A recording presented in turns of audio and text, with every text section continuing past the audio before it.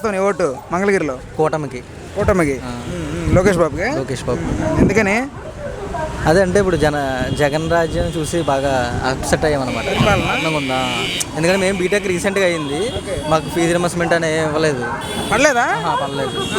వాళ్ళు ఏంటంటే సర్టిఫికేట్స్ ఇవ్వలేదు, కాలేజ్ వాళ్ళు ఉంచేసుకొని ఇప్పుడు డబ్బులు అమౌంట్ కడతాను కానీ ఇస్తానన్నారనమాట. అలా అంటే బాబు వస్తే ఖచ్చితంగా మీకు అలాంటి ఇబ్బందులు ఉండవు అనుకున్నారా? అంటే ఆల్రెడీ చూసాం కదా, ఇంత దారుణంగా లేకపోయినా.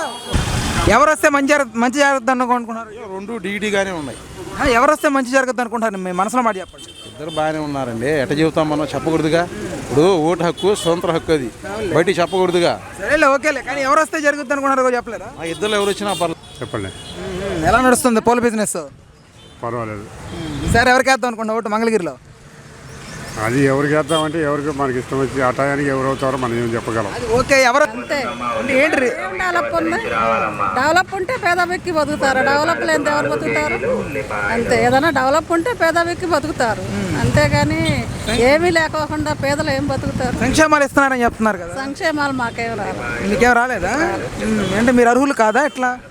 లేదు, మా అబ్బాయికి 4 పిల్లలు ఉన్నారు, ఒక్క అమ్మాయికి కావాలి, అమ్మ ఒడి పడుతుంది, అంతే. అంతేనా? ఈసారి అయితే వచ్చిన ప్రయోజనం లేదు, వాళ్ళు తింటాం తప్ప. అంటే ఎవరో ఒకరు మంచి చేసే వాళ్ళు ఉంటారు కదా. ఎవరో చేస్తారు, ఎవరో చేయరు, అందరినీ నమ్ముకొని మార్చుకోవడం తప్ప ఎవరో చేయరు. చేతికి ఇచ్చినట్టే ఇచ్చి మోసం చేస్తున్నారు. ఏమి లాభం చెప్పు? ఏమీ లాభం లేదు.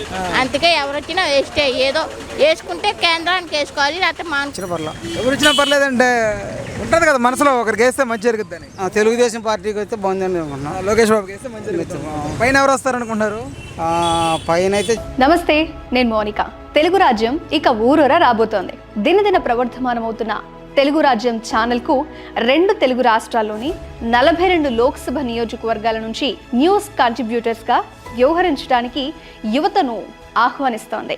జర్నలిజం పట్ల ఆసక్తి, కనీస సామాజిక రాజకీయ పరిజ్ఞానం, స్థానిక పరిస్థితులపై మంచి అవగాహన, స్థానిక పరిచయాలు, గౌరవప్రదమైన జీవనం ఉంటే సరికొత్త సామాజిక విప్లవంలో మీరు కూడా భాగస్వాములు కావచ్చు. మీ అంతరంగాన్ని ఆవిష్కరించవచ్చు. ప్రతి లోక్సభ నియోజకవర్గ పరిధిలో 2కి అవకాశం ఉంటుంది.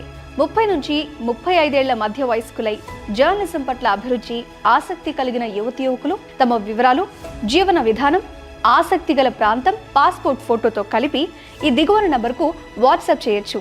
నంబర్ 8125150555.